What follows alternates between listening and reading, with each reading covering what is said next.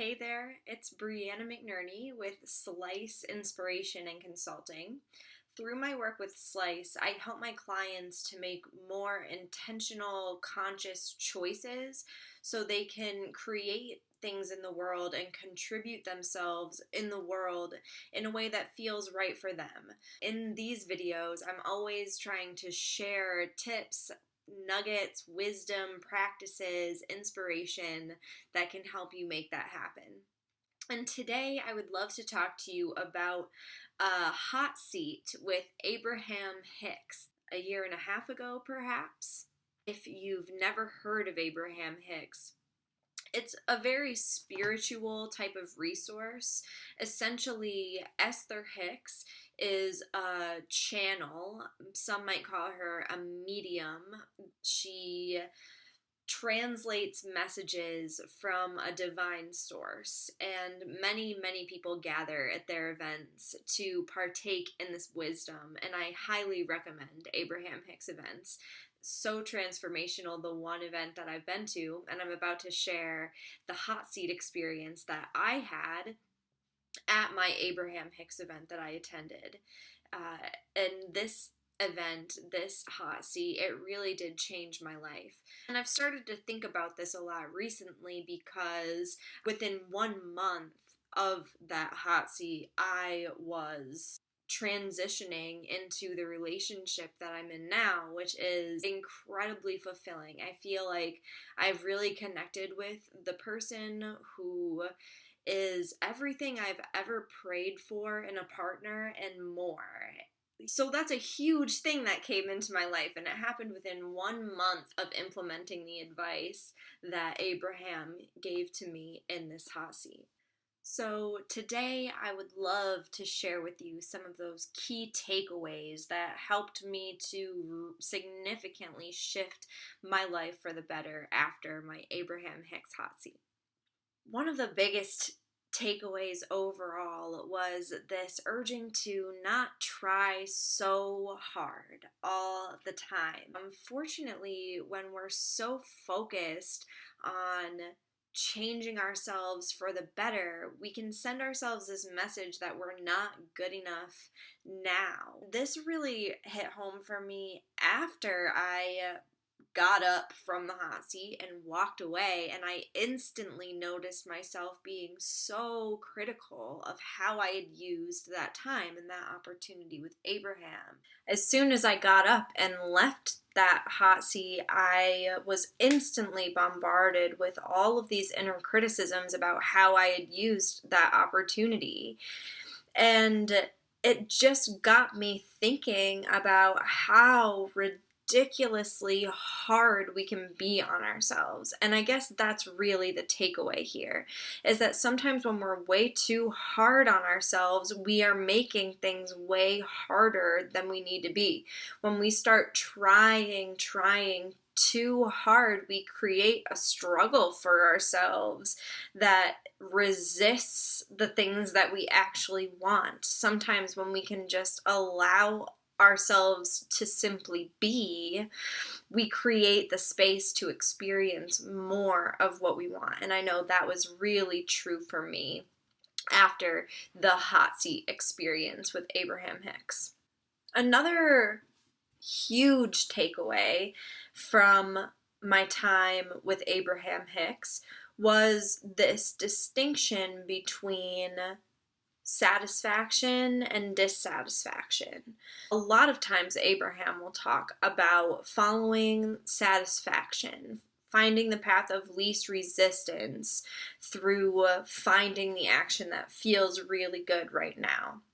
And during the event I attended, they were simplifying this down to the most basic idea of, is what I'm doing right now bringing me towards satisfaction, or is it towards dissatisfaction? You want to feel satisfied when you're taking action so that you're leading yourself in a path that's going to feel really good for you. It's not about just taking all the pressure off and feeling amazing all the time as this way of being like selfish or dismissive or shirking your responsibilities. That's not it at all. This is a method of getting things done in a way that feels better for you. Watch how much you get done when you simply ask yourself the question, is what I'm doing right now bringing me more satisfaction or more dissatisfaction? And let that guide your way forward. See what happens. The third lesson that I really took away from my hot seat with Abraham Hicks was to stop checking for updates, not checking your phone for emails, not checking your social media for notifications all the time. It's kind of the same struggle energy as trying too hard. This, is it here yet? Is it here yet? Is it here yet? Is what I'm waiting for? Has it happened yet?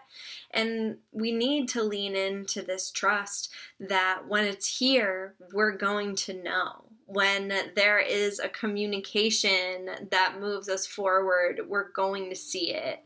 There's no reason to be constantly plugged into the situation you want to see shift, checking for updates. We need to let it go sometimes and trust that things are really working in our favor. Which brings me to a fourth huge lesson that I took away, which was big for me, that hard times don't always require us to learn something. I'm a huge fan of overcoming challenges and learning through difficulties and really sucking the juice out of every opportunity. That includes challenging times when changes happen that are out of our control, or we make mistakes, or times when we're just not sure what to do. I learned in my hot seat and during my day with Abraham that we don't always have to learn something. We're not always presented with challenging situations just so we can learn. But one thing that we do need to do in all of these challenging situations is to trust. We need to trust that regardless of what it looks like, the things that are happening to us are in our favor. The situation that we've created for ourselves is doing something for us, is bringing us towards where we want to go, or it's bringing us towards the realization that we need. Maybe it's holding us still for a while the thing that we really want and need comes to us. And if we're too busy running around doing all the things that we think we need to do, learning all the lessons we think we need to learn, then it's a lot harder for our opportunities to find us.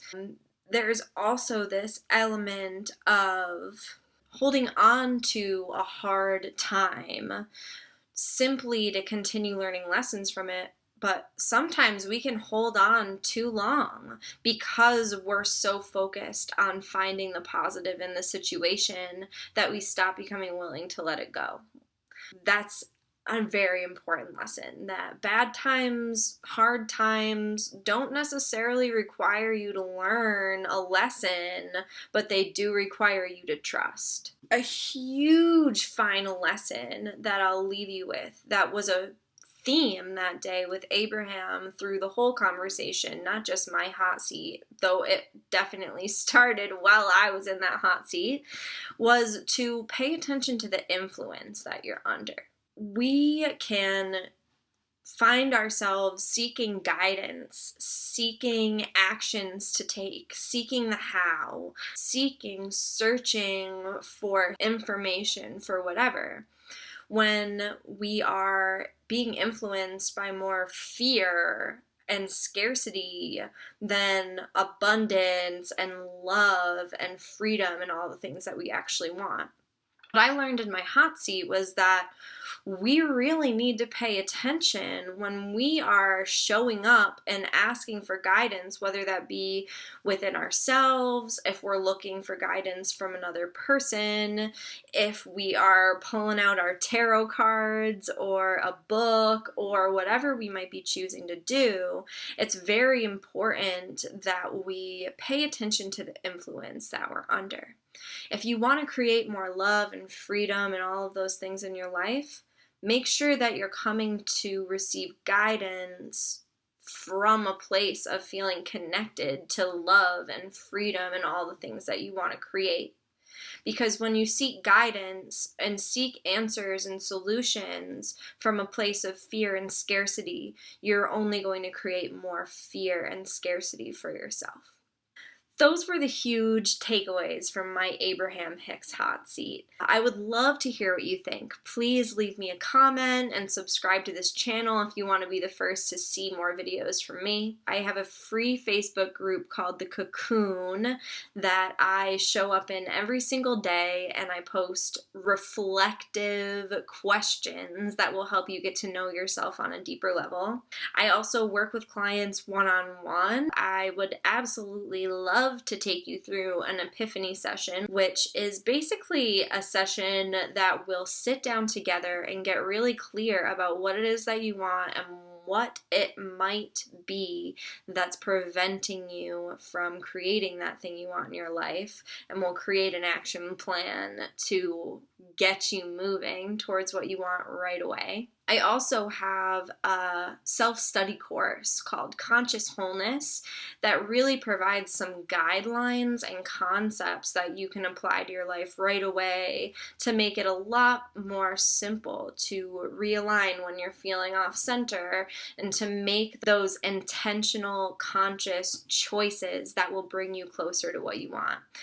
I'll link to all of that stuff in the video notes, so look for that, and I hope to talk to you again soon. Thank you so much for watching. I love you so much. Bye.